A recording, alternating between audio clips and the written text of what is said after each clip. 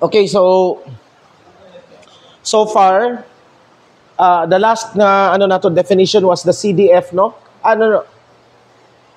Say last nato CDF, the cumulative distribution function, and I argued that this is much more fundamental than the density function, okay, or the distribution function, because this always exists.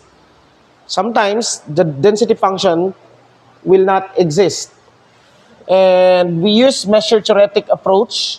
Our approach, we started with what we call a measure theoretic approach to probability, measure theoretic approach. So this approach to probability, actually this is the foundation of the mathematical foundation of probability. So we had this measure theoretic approach. We defined sigma algebra, and I told you unsay ano nato kanaganing unsay the importance of sigma algebra, why we need that abstract object, and from that we measured. Okay, we have a set. First is a set, and then a sigma algebra of that set, and then we define the measure. Okay, and whenever that measure ranges from 0 to 1, then that measure is called probability. So, or actually, okay, in probability, we are interested with this measure P. And from that measure P, again, we nag-anotag mga density function and so on. And the CDF, finally. The CDF is, we needed the CDF in order to derive functions of random variables. Okay, if we have a random variable x, and we have a function of x, a g, and we have a equal to sa, saan ba na? We have a random variable x, and then we have a function g of x, which is another random variable y. The distribution of this one can be obtained, okay, by using the CDF. So ang CDF is just the cumulative distribution function. It's always increasing, no? So this is the CDF curve. Okay? It measures, if this is the x-axis, and this is the distribution, that means, okay, paano dito, no? Or whatever is that. The area up to this point is equivalent to the height. This height right here is equivalent to that area right there. So, mo na ginahatag sa, that's what CDF is giving us. And we also defined the expectation value, the expectation of the random variable x. Now, di man siguro that we live, not we live, murag, we will now be concretizing this. Okay?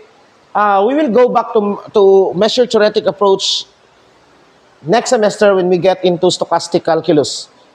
Mubalik ta dire. Dili nato na siya ibilin.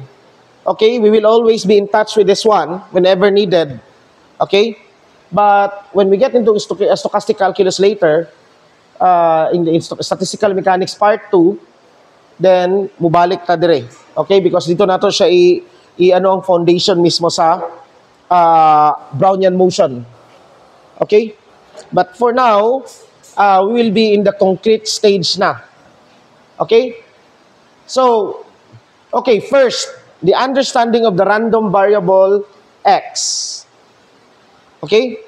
Maybe you have now a picture, what is x? How do we declare x? Well, x is any, for example, tossing of a die twice. You toss a die, two dice, twice. So, what is the omega? You have 1, 1, tama? 1, 2, 2, 1. Okay?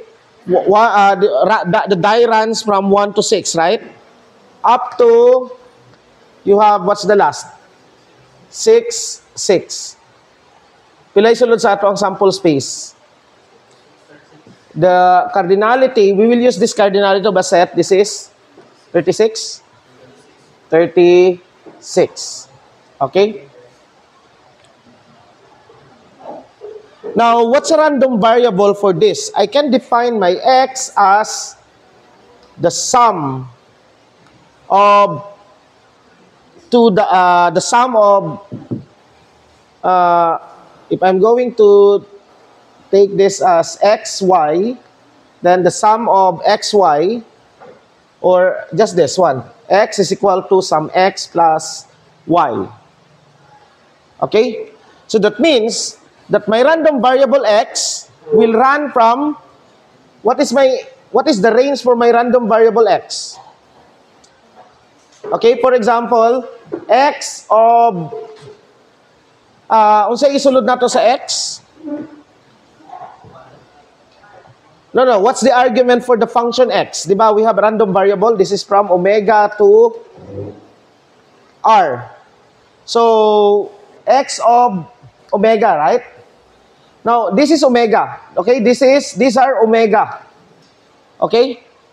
So, meaning, an omega right here, an omega is given by x, y, where x is the number, the output for the first die, and the output for the second die. Okay? Paminaw mo dire. Okay? The output for the first and second die. That would be my omega. Okay? So, x of omega, or in this case, specifically, for example, x of, meaning omega, that would be 1, 2. Right? And what is x of 1, 2?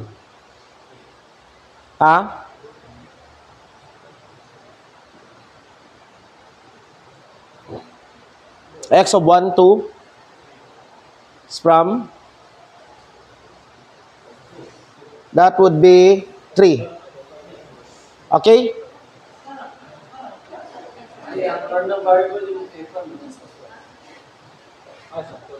Okay? X of 1, 2 is 3. Now, of course, my x now, the range of x would be what? 2 is the least, right? 112. Okay? That would be my x. This is a discrete random variable. Okay? What's an example of a, for example, let's construct an event space. We want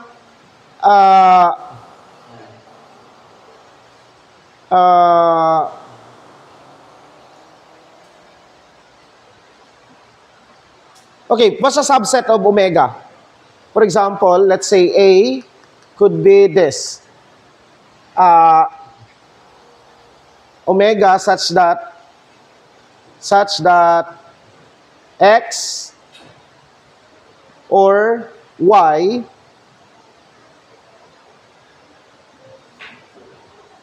or ano lang, omega such that x less than equal to 3. What would be my A? What would be the elements of A? No, it's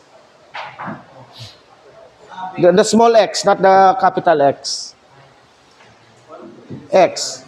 Take note of my small x, capital X and small x. Capital X na yan, ano? Okay. This is 1, 1. Daghan, right? Okay, what's the greatest? This is 1, 2.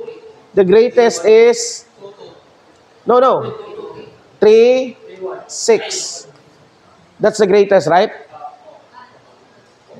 I mean,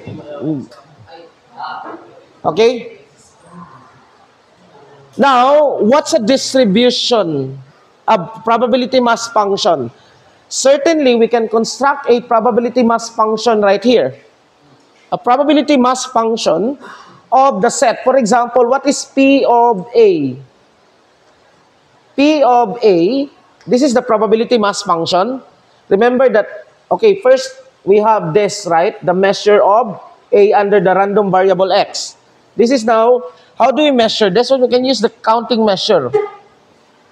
That's just how many of this divided by, okay, nakuha? Or this is actually the same as P of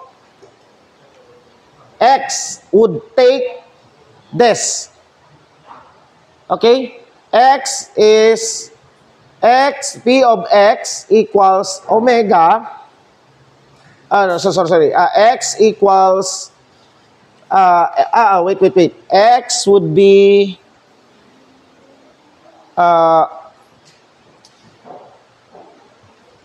P of X, this one right here, P of X is less than equal to 3. Okay? And that would be how many of these elements?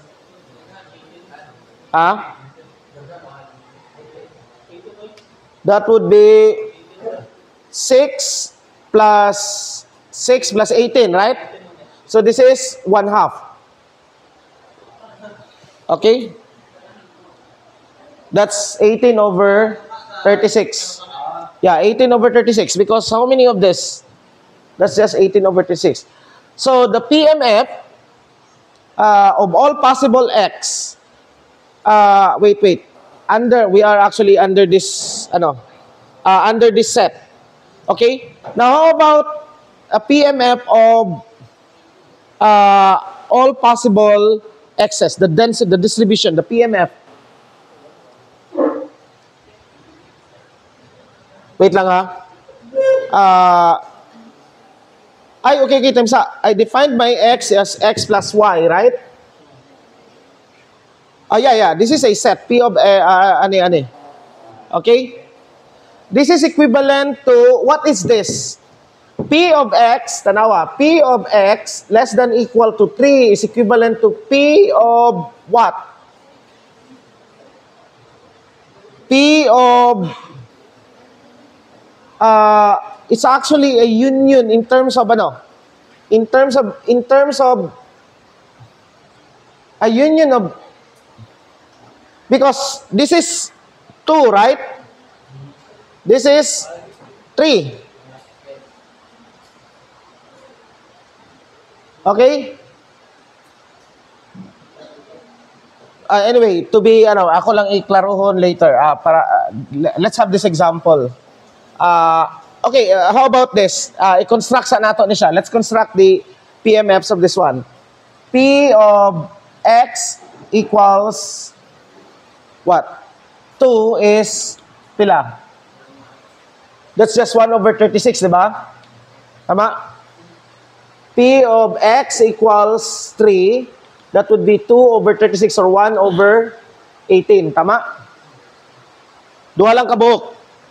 1, 2, and 2, 1. How about P of X equals 4?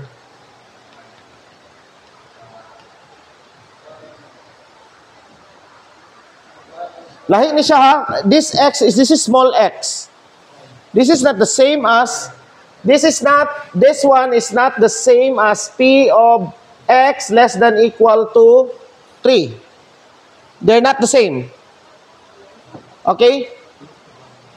But this is a different, kumbaga pa, because it's the way I define my set A.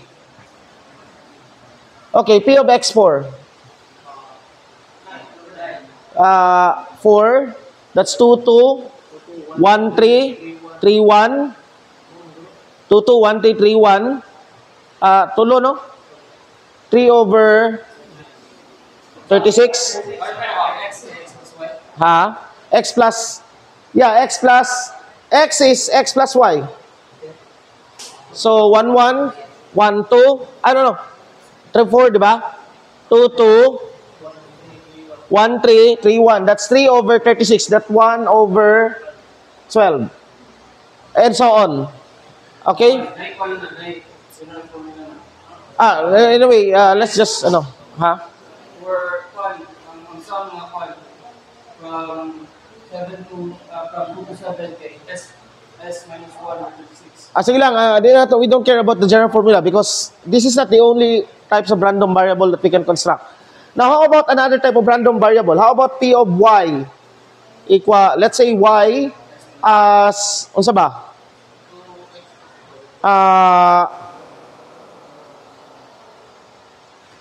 P of y.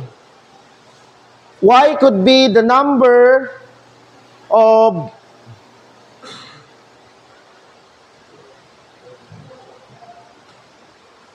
even numbers. Even numbers in the xy. So, meaning y could have the value 0, 1, and 2, right? It could be that one of them is no. Tama? Nakuha ninyo? Dere? Wala yung formula. You have to count it. Naik formula gihatag sa James, pero we don't need to draw. Ang kuwan magod is that we need to count it. Okay? Now, this one is y. I will define is the number of even numbers in an ordered pair. So, the at most is 2, right? Tama? And then 1. So, this is also a random variable. A random variable changes. Random variable means that it changes. It can have many values depending on sa ikuha nato. Nakuha ninyo? Okay? So, that's a random variable. Now, of course, we define the probability. In measure theoretic approach, we define the probability as the measure of a set. Okay? It's the measure of the set. That's how we define the probability. But in a more concrete approach, we define definition. Okay. Let's define this as definition 1. The probability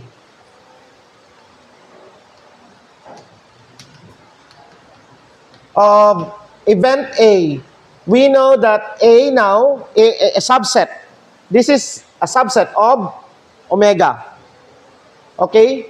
Is equal to the number of ways A can occur.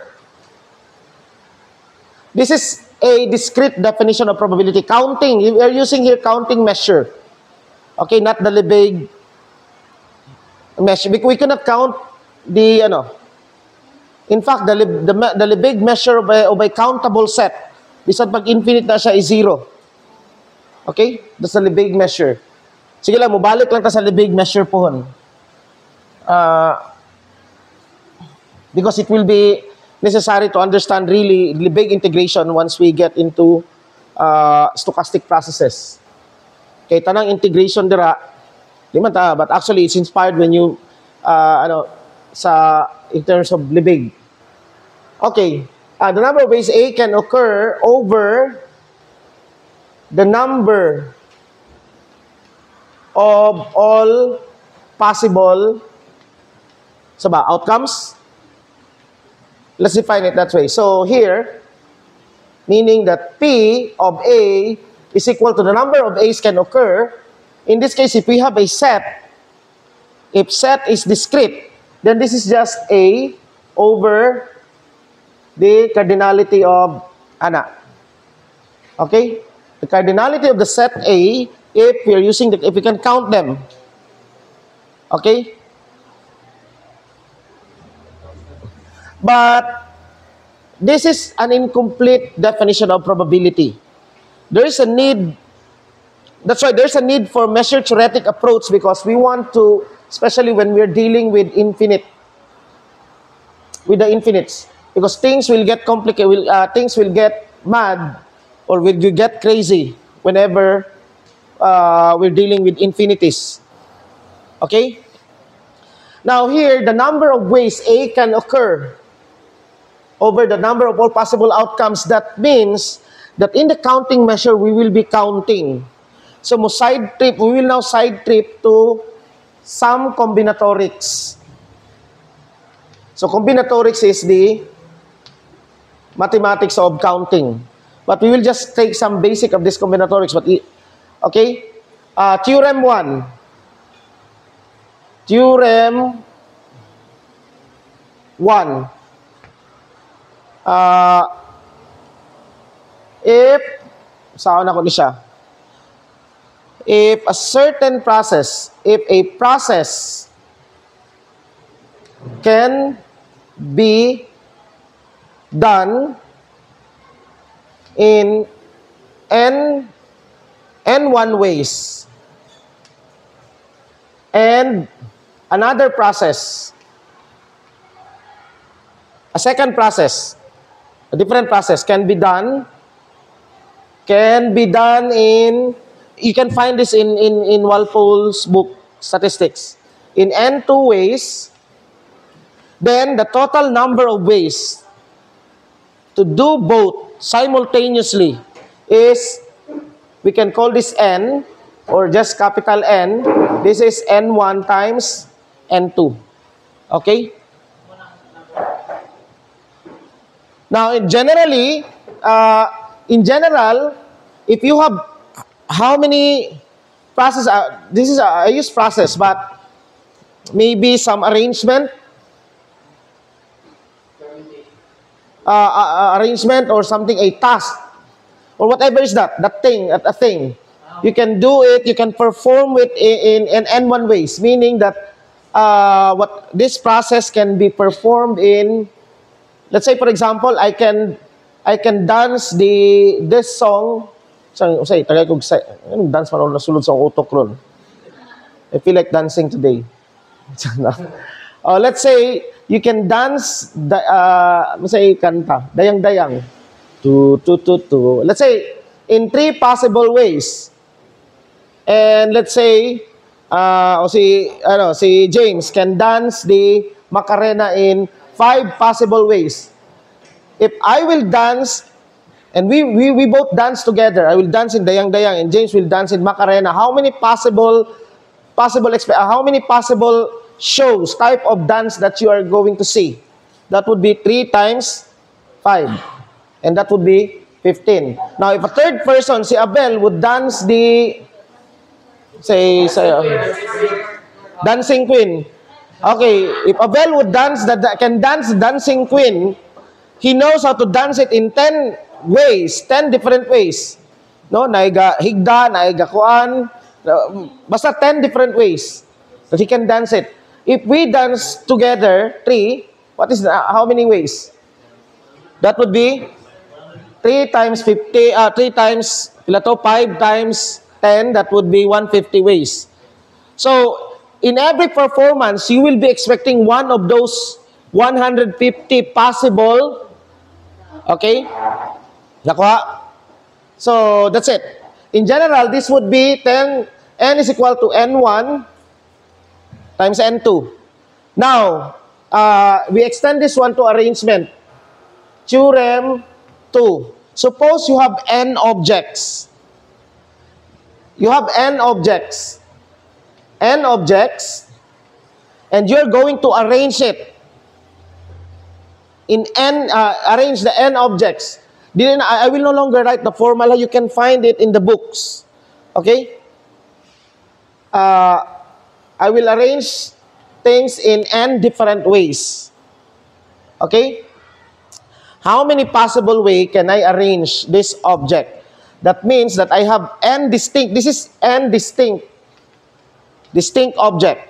So it could be n distinct letters, let's say A, B, C, D, E, and so on. 5 distinct ways. How many possible arrangement can I arrange how many possible words?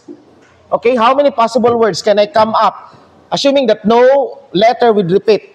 So one possible word is C, A, D, B, E, right?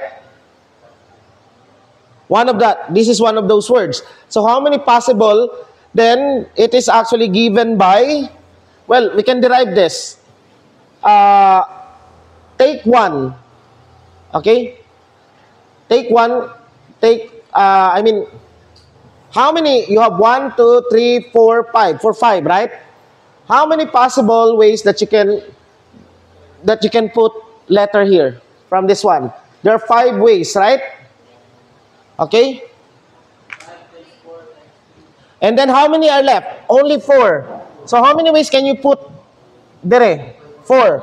So in general, this is just equal to n times n minus 1 times n minus 2 times 102 times 1, or this is equal to n factorial.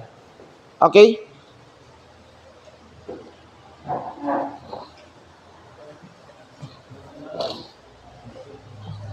But here's some really not easy nga mga things. Suppose I have, okay, before this, suppose I have theorem. Suppose I have k number of groups. Okay? K number of groups, k groups. Ano ba? K, I'll use groups. So that would mean N1, N200, Nk. And Ni is the number of elements, or is the number of sa isa ka group. Actually, I can just say that this is k distinct, k categories or k distinctions, k distinct objects siguro. What I'm saying is that I have n, a total of n, all elements. And I can classify, so k classifications, I can classify n into k distinct objects. Meaning, out of n, there are k distinction or k classifications. Nakuha ninyo? Okay? In how many ways, okay,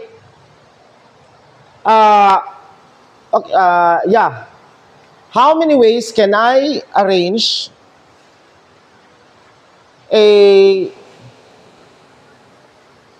I'll just say 2 na lang. Okay, because we can just generalize this to n. I'll start with k equals 2. Meaning, I have n objects. So, it's either male or female. Ano na lang? Male or female. In how many ways can I have n kabuk, no? N. Such that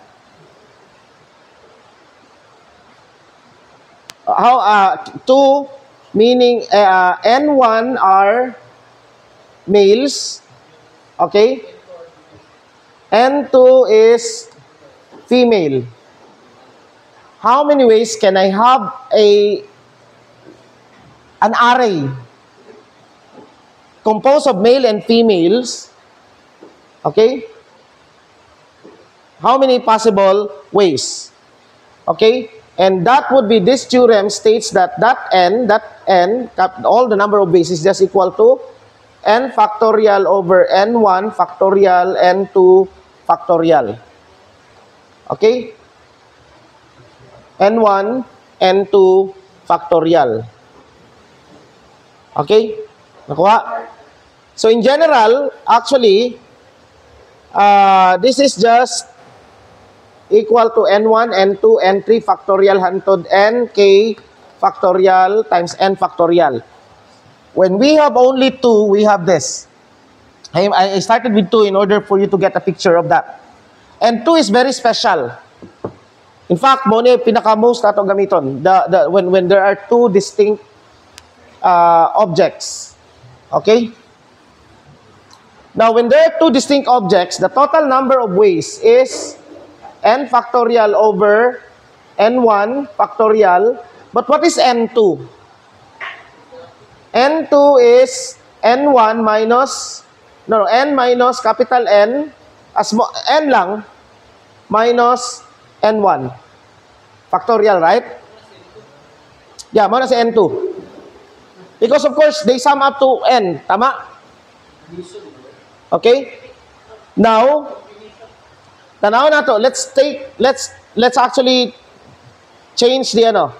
This is n factorial, and if we let n to be just r. Okay? So this is just n times n factorial times n minus, sorry, this is r factorial times n, or this is defined as nr or ncr, the combination. Ang distinct na permutation or And k distinct objects. so combination is just 2. 2. Okay? Makes sense.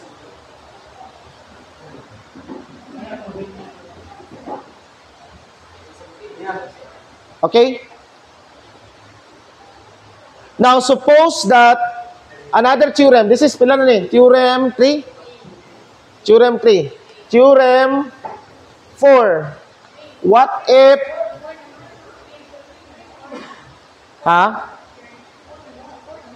okay.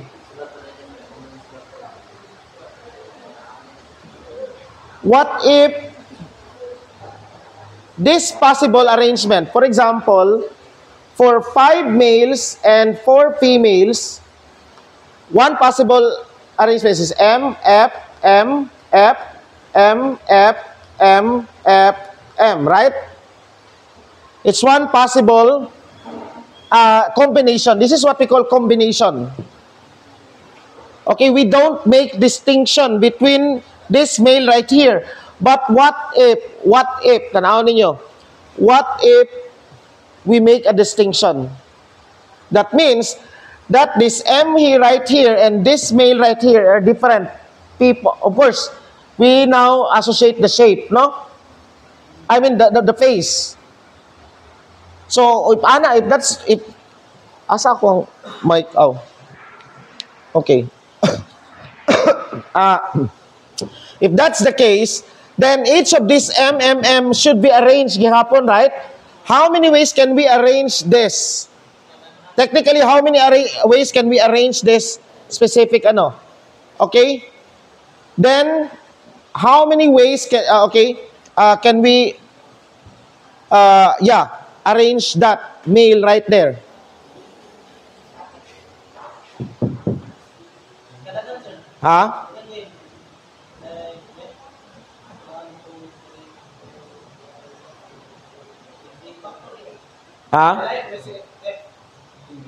Yeah, say one possible arrangement na siya. Isa rin siya ka-possible nga, okay? Isa ka-possible nga arrangement. Okay?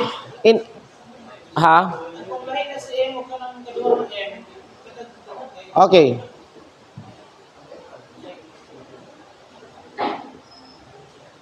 Wait, time's up.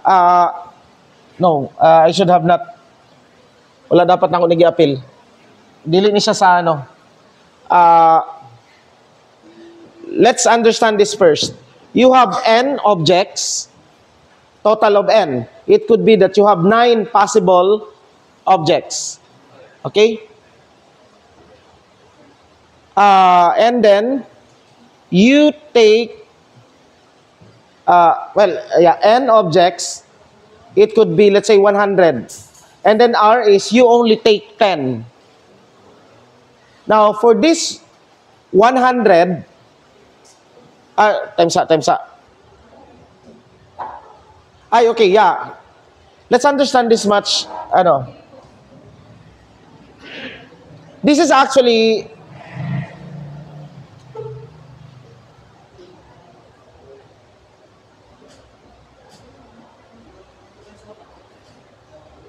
this is selecting what's going on this one, Let's understand this. We have n, in that case, like for example, katong sa we have 5 factorial over, 9 factorial, suppose you have 9 people, and then 5 of them are males, and then 4 are females. Okay? How many ways can you arrange them in a row of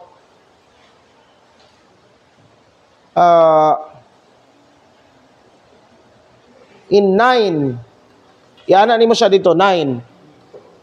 Okay? That would be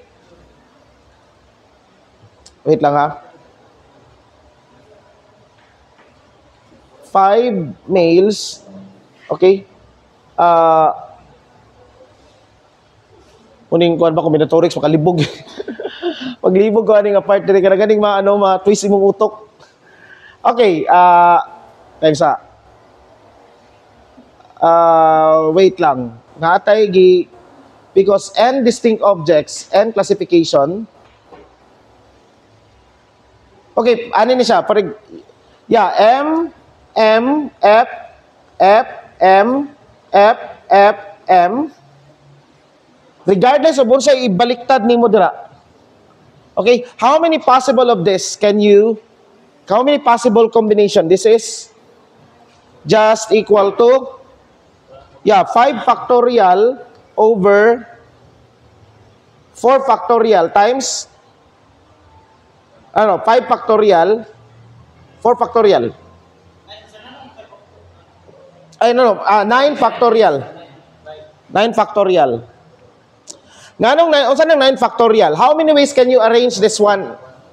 9 objects. 9 with distinction. This all distinct. 9 factorial, right? But there are actually 5 of which are distinct. That's why you divide it by 5 factorial. Because in how many ways can you arrange those 5? You have taken, diba? How many ways can you arrange this? You have 9 males and 4 females. Okay? How many ways can you arrange them in an array? Okay? I'll explain this one. Also, we have 9 factorial above. The 9 factorial is just, there are 9 factorial ways to arrange 9 objects, right? But then we overcounted some things. Because we counted this M, and M, we don't care about the arrangement. So how many ways can 5 males be arranged in an array? There are 5 factorial, right? So we have counted, we have, how many, that's why we have to divide it by the number of times that we have overly counted it, and that's 5 factorial.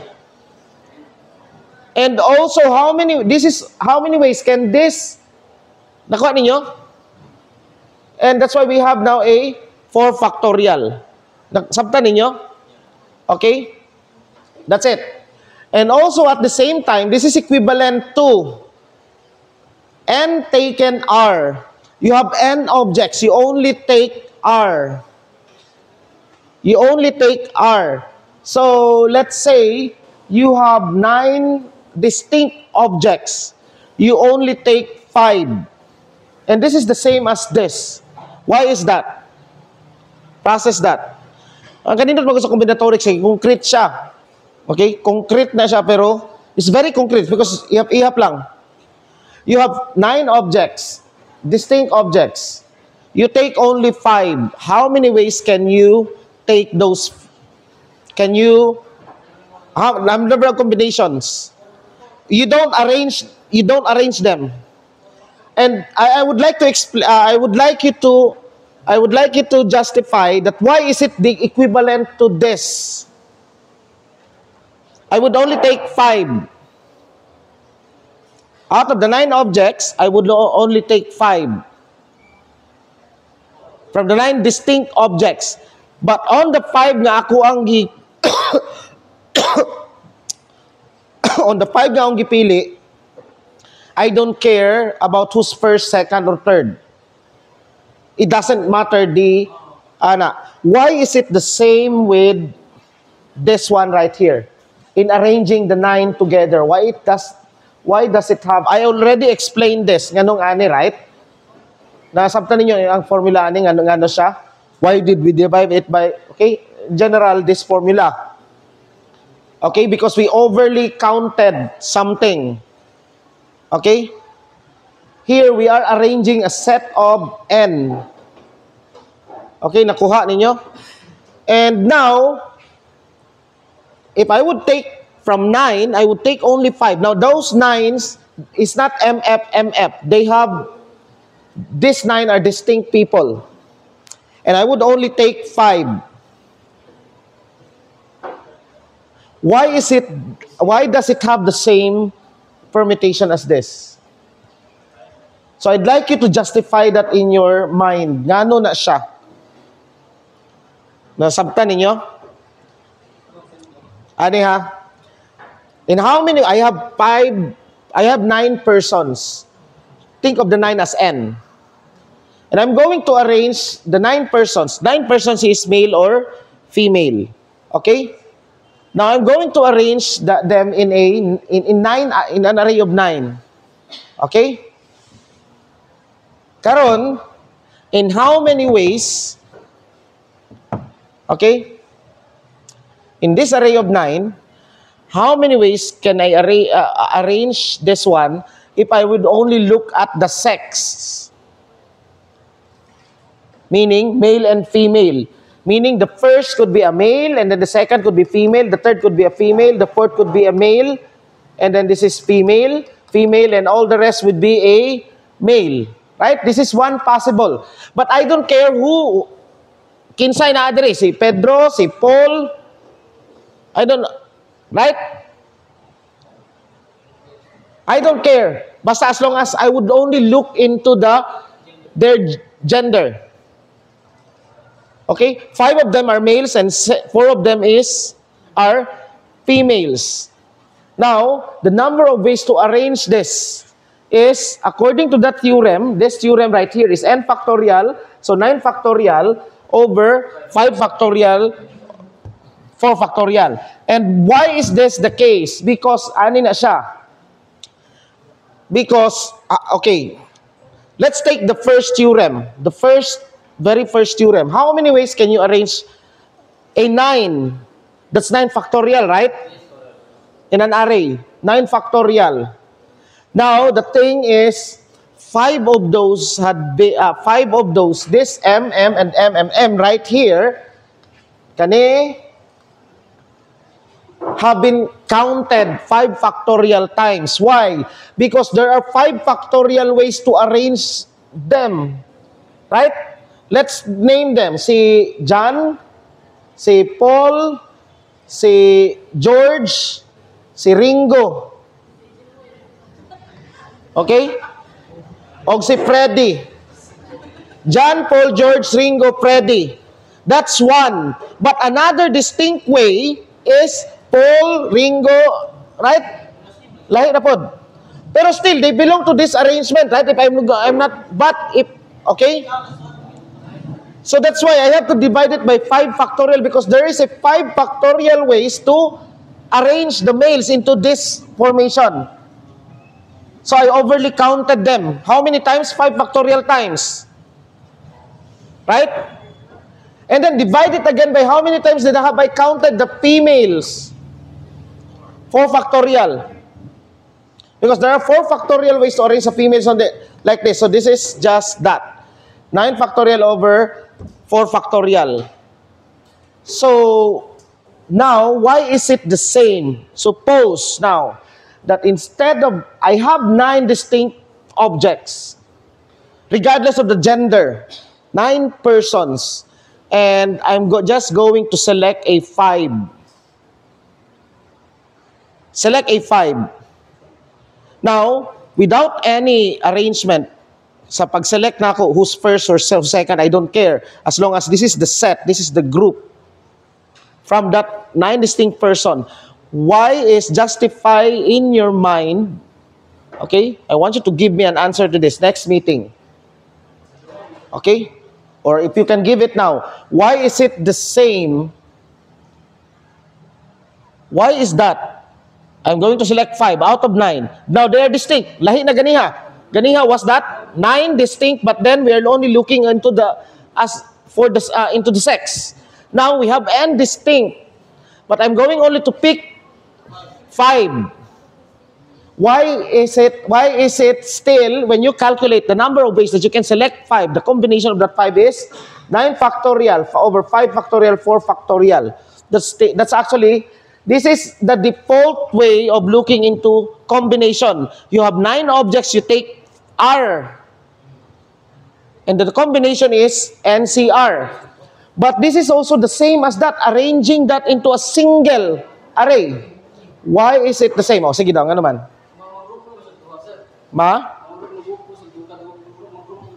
Magrupo og nga naman. Grupo? O sa man ang grupo nga duha? Og okay, so that's the explanation. Still, this one is the same lang kay the grouping now will be either you are selected or not selected. So that's why the same sila. Okay? So that's how you justify that one. Sabtan. Okay? Ha?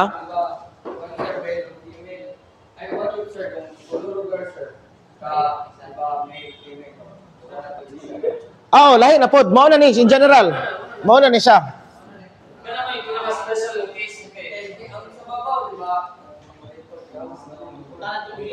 Okay? So yeah, that's the correct sakto tong gingon ni James. Why is it the same with selecting the 5? Because again, that would be just the same as grouping them just like male and female. Okay? Nakuha ninyo? So, just that. Okay? Now, how about when ordering matters? When that 5 now that I've taken, the order matters. Who was the chosen, the first one? Just like the election, the result for an election. Natay ranking, di ba? There's a ranking, but there's this distinction. Now, we have, di ba, NCR, we have n factorial over r factorial times n minus r factorial. Okay? Now, what happens if there's distinction of the selected r? If there's distinction of the selected r, how many ways can I arrange the selected r? How many? This is no distinction, right? How many ways can I arrange the selected r? Na distinction. Meaning that who was the chosen? No. I selected the other one. Katong una first, I selected r. No? 5 out of 9. Okay? I don't care who was chosen first, who was second, who was third. But now, what if I would care for the arrangement of the chosen group? Who was the first chosen? Maybe he will have the greater role. Okay? The second chosen out of those random pick. What if that would happen? What would be the formula? How would I modify this formula?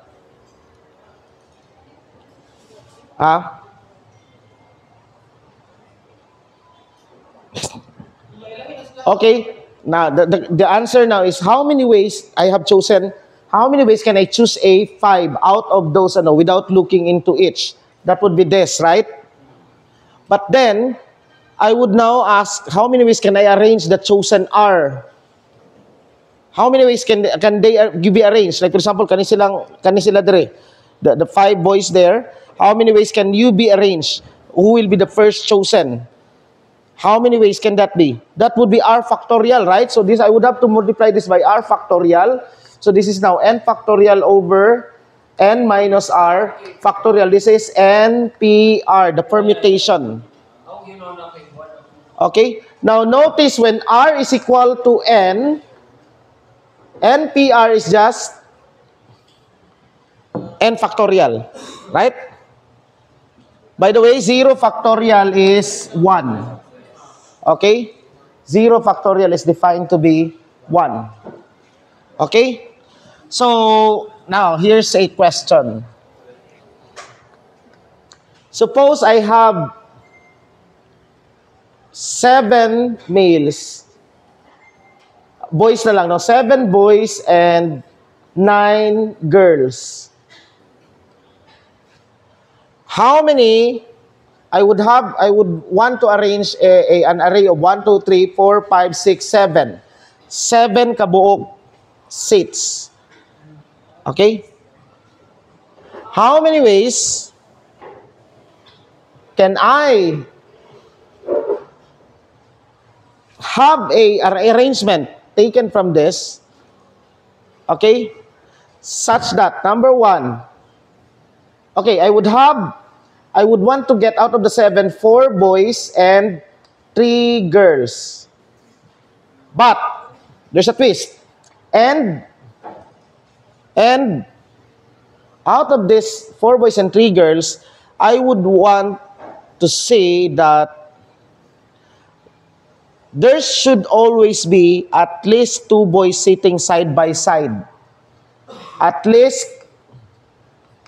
2 boys sitting side by side. Okay? How many ways can I? Now, this is now the difficult part because this is now how we concretize this very abstract process. How are we going to choose from this, ilan sila? 16? We are going to choose 7. And from the 7, there are 4 boys and 3 girls. Now, I want an arrangement such that such that at least 2 boys are sitting side by side. Okay? Now, this is the way to do that.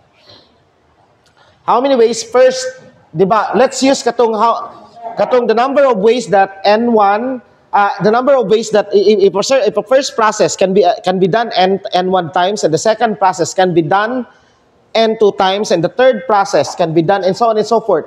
Then the total number of ways that those processes can be done simultaneously is N1 times N2 hantod, ana. I'm going to use that one here now. In each of my action will be a process. First, selecting 4 boys and 3 girls. How many ways can I do that? So my N1 would be what? How many ways can I choose 4 boys and 3 girls? Well, I'm going to choose 4 boys from the 7 boys. Right? So that would now be 7C4. Right? Tama? And the next, choose the girls from the 9. That would be N2 now. My next is select. So I'm i-concretize na, ano na to That would now be 9C3. Now, the third, that's the second, okay, this is the second one. The third one would be, okay, what's next? I'm going to at least 2 boys are sitting. I want this. How many possible ways that you have a B and a B right here? So there are 1, 2, 3, 4, 5, 6. So meaning, N3 is 6. I would arrange, I don't care about the other. Right? Now here, after this, I have what? I have 7, I have 4 boys and 3 girls. I have not arranged them yet. I have not let them sit on, I have not let them, say posted. I have not let them sit in the chairs. Now, what's the next process?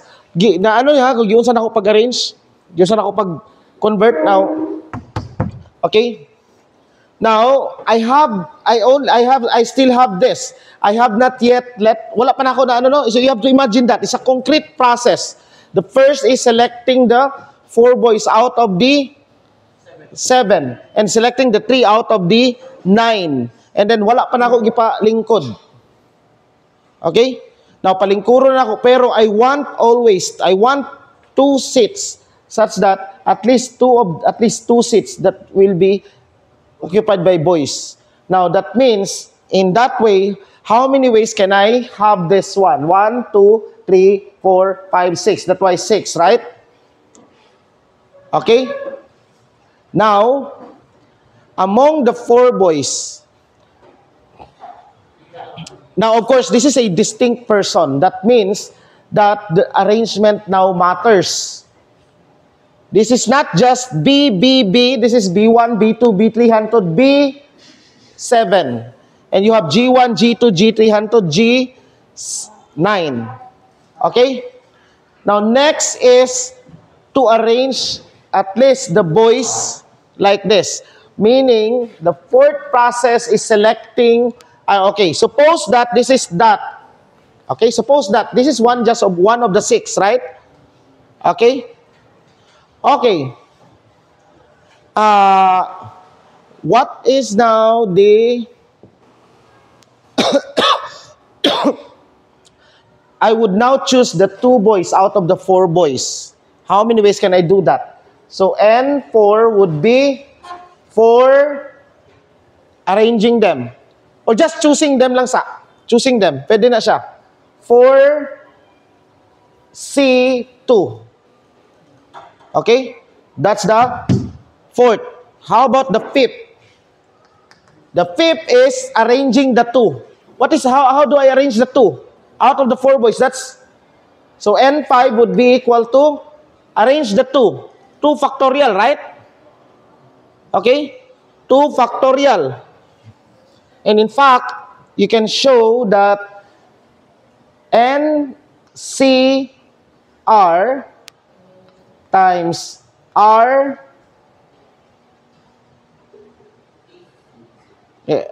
times R factorial is mo na siya actually, di ba?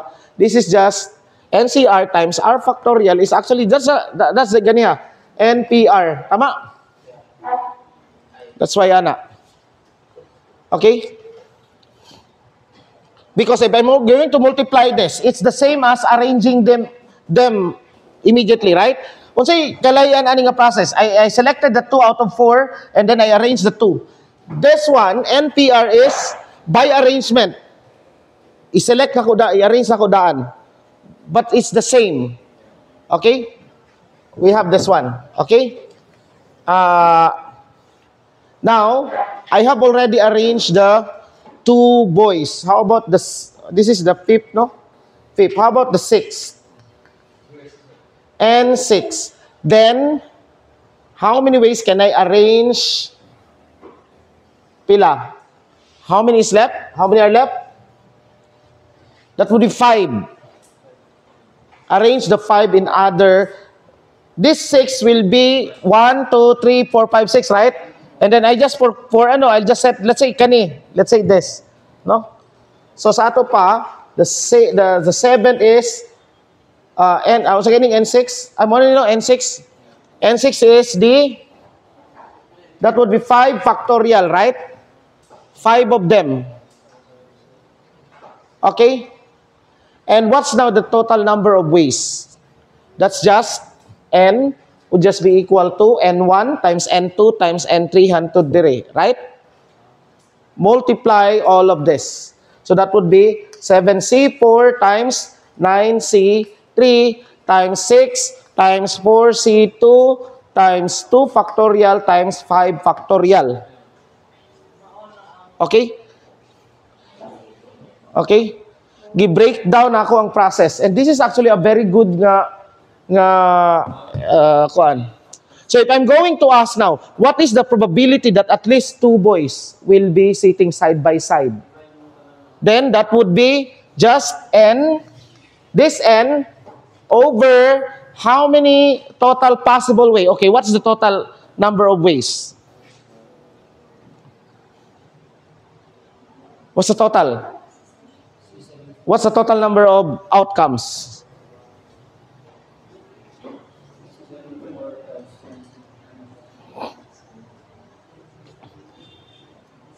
Ano man? Sige daw. What's the total number?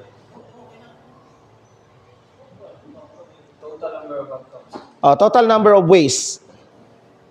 What's the total possible outcomes? I have 7 boys and 9 girls, and I'm going to select 7. 7.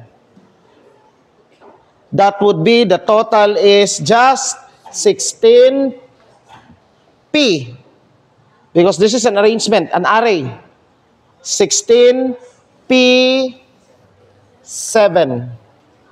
That's the total number of ways I can select a 7 out of the 16. And then there's an arrangement. There's no just boys, girls.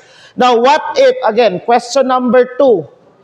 Problem set number 1. Question number 2. Solve number 1 if I'm not going to look into their faces. Okay? Solve number 1. Problem set number 1. Pass this on tomorrow. Okay?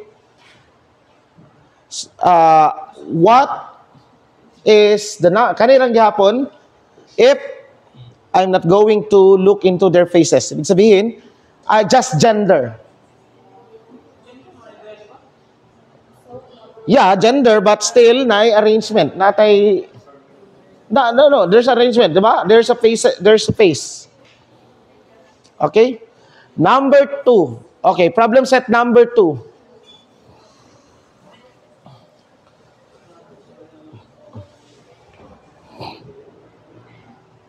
Number 2.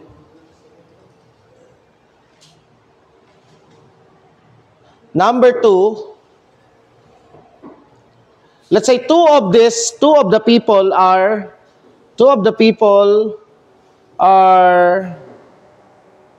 kinsa man? Kinsa love team ninyo dire?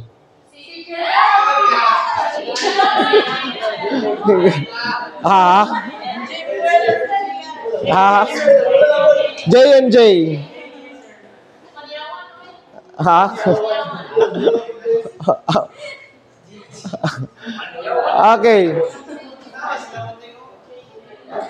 Okay, so the love team, J and J. Okay, si Jimwell. Wow. Ano lang, ayaw po mo ka, grabe, pahalata, tense kayo mo. Jimwell and Jehan.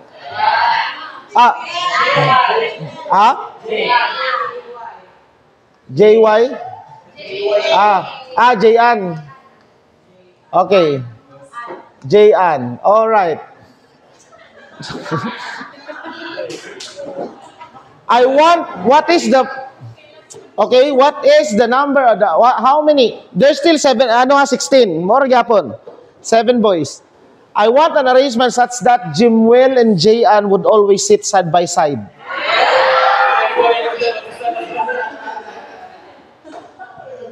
Okay? That's number 2. Jimwell and Jayan would always sit side by side in the 7. That's number 2. And number 3.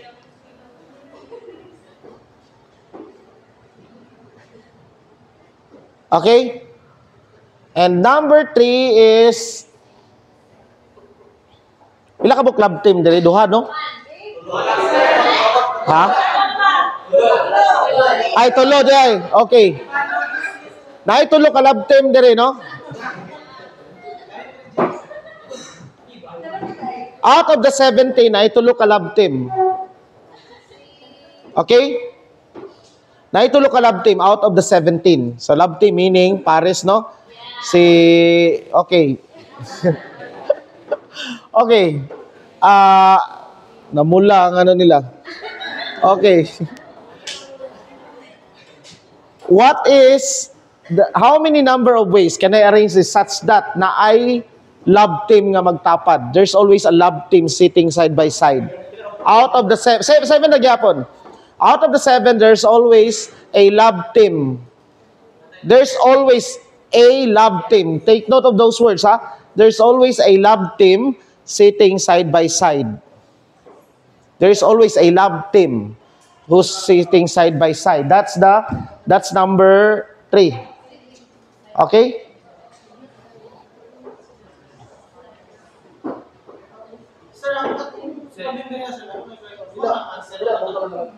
An answer, i-multiply na ninyo. You do that in your calculator. Di na magkakaabot og 1 kay that's the probability of it's a probability. 16p7 is the maximum. Now there's an arrangement aniha. Take note of this arrangement. This is in the context of meaning these are people. So meaning they're looking into the faces. So katong nailab team meaning I'm looking into the faces. Okay? Ha? O na, isiog P. O, kabalo ko mo gamit og siog P dito. Okay, now that we know some combinatorics, okay?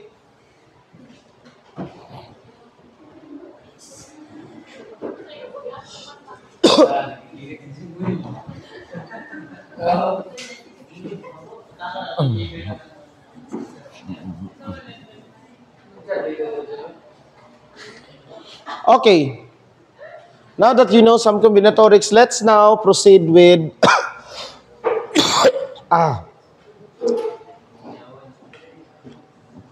panyawan.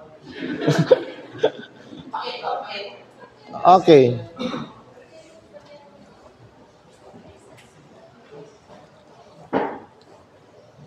Okay.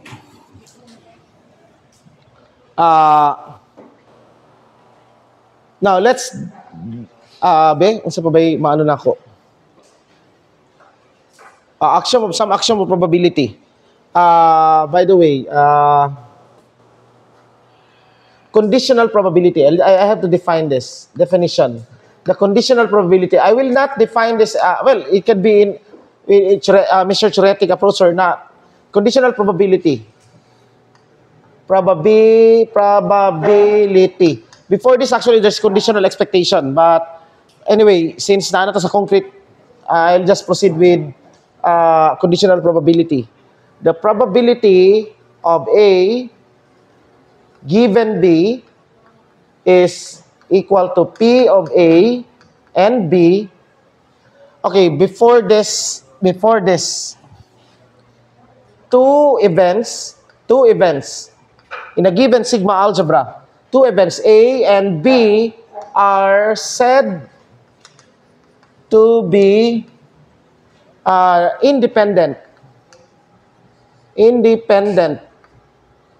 if P of A intersection B equals P of A times P of B. Okay?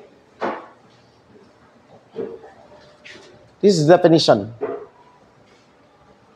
Okay? Theorem.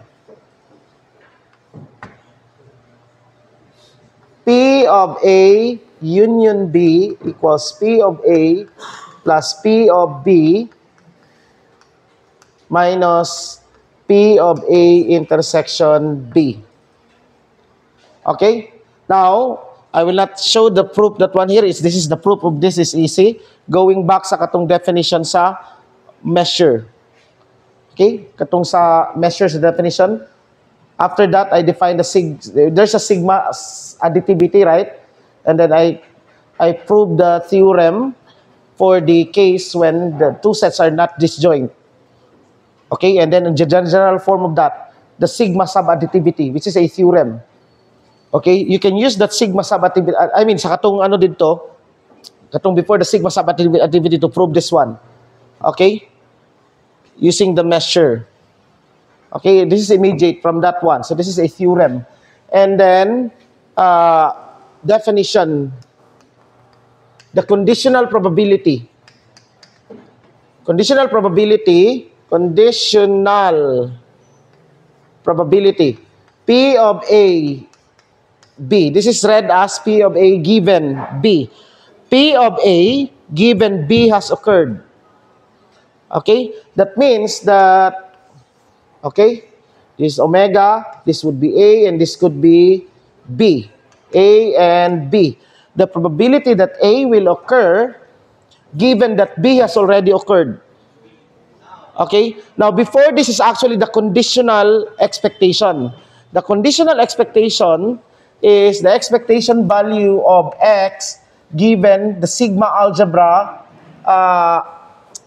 given a F now, and then a random variable X, and of course a measure P, the conditional expectation of X given a subsigma, let's say G, how do you write that? G,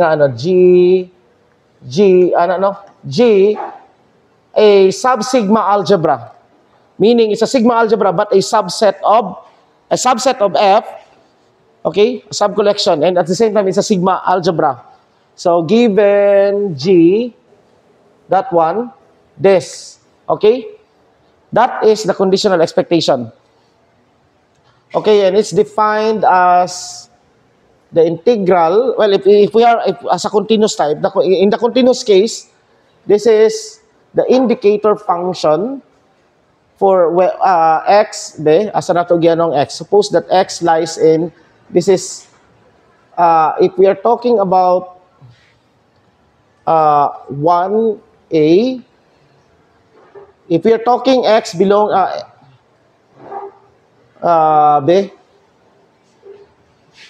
di na lang sana siguro ni siya. This is just equal to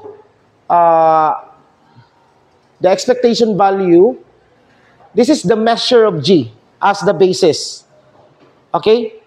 The expectation value, this is the integral of x. Okay? In the measure, under the measure of the set we are talking about, of the sigma algebra. That is, this sigma algebra can be in, diba, remember that a new sigma algebra will be, a sigma algebra is based on a set, right? F now is based on the set omega. This G right here is based on a subset of omega, which is an element of F. Now it could be, let's call that B. As G now is a sigma algebra, which is, based on the set B. Whereas F is based on the set omega. So B is a subset of omega.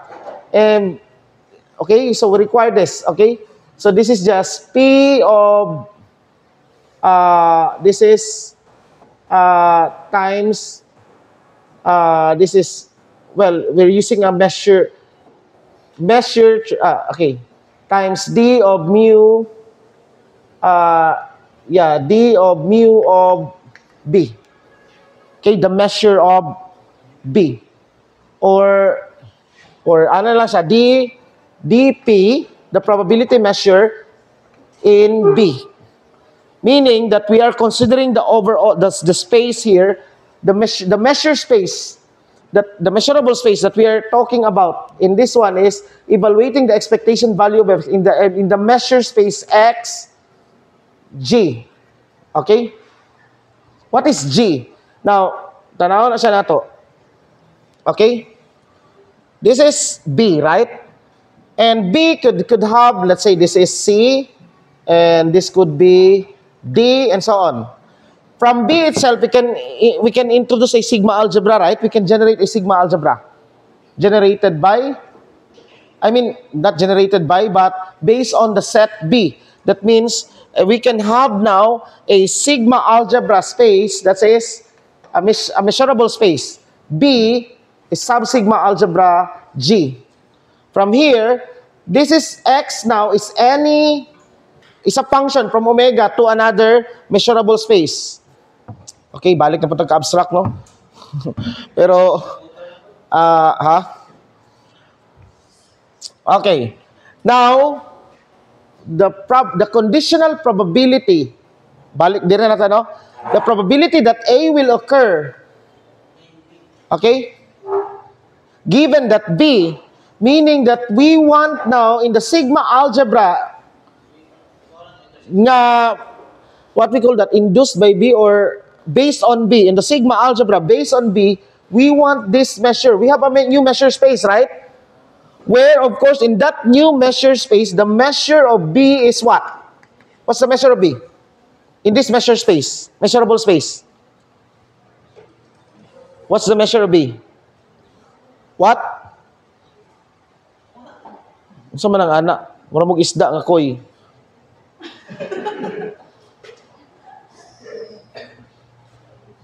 That would be 1.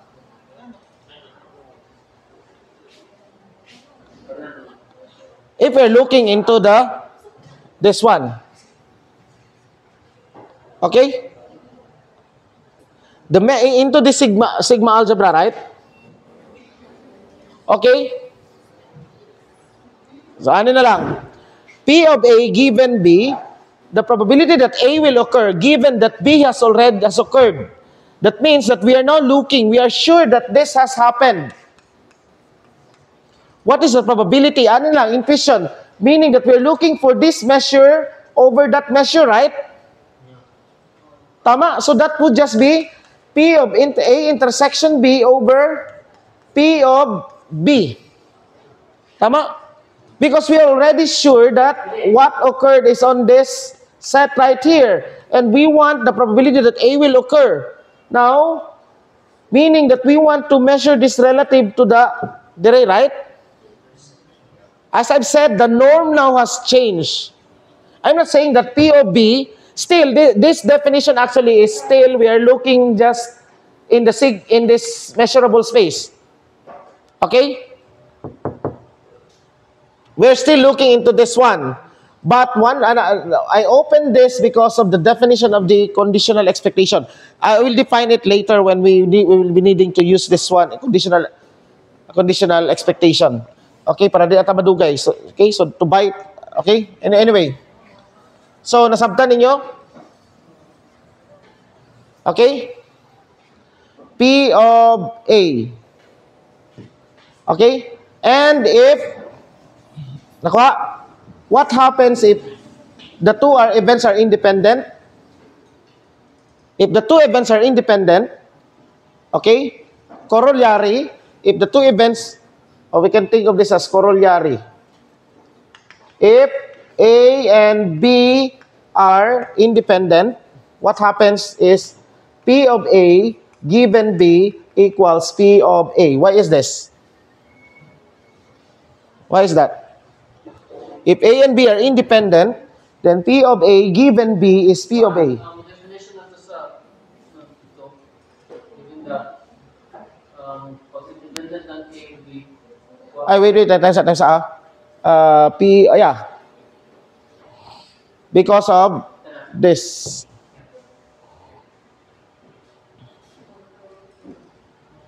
If they are independent. Okay? Now, another corollary of this is actually the Bayes rule.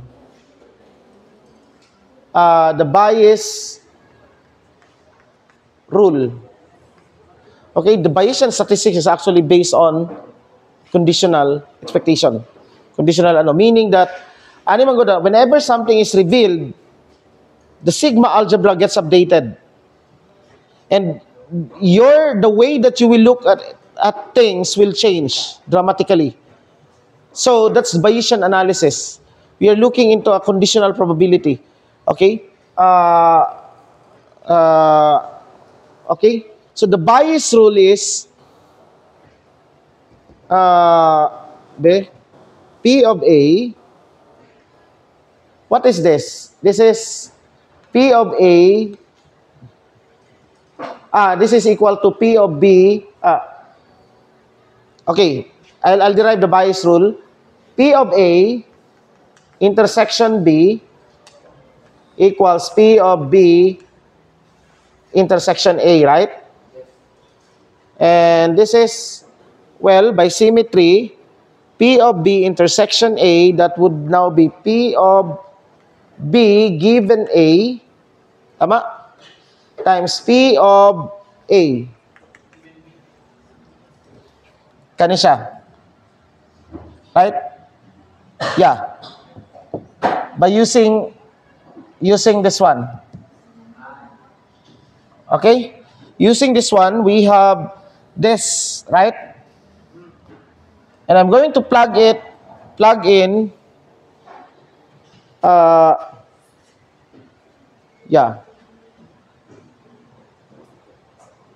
And so that means that P of A given B is equal to, okay, P of A given B is equal to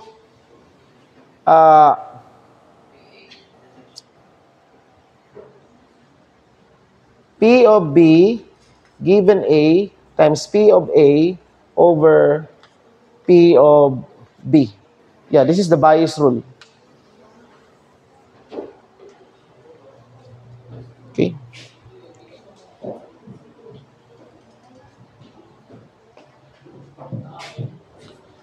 Yeah, because of the computability of Kwan. Now, based on the definition of this, conditional probability, actually it's not I just give it a definition, but it's not actually a definition. It's much more on a theorem, a derived, because, okay, this is not a mere definition, right? We can justify this. Tama? So this is not a mere definition. Okay? Unsa naman mo diha? Sama na. Okay?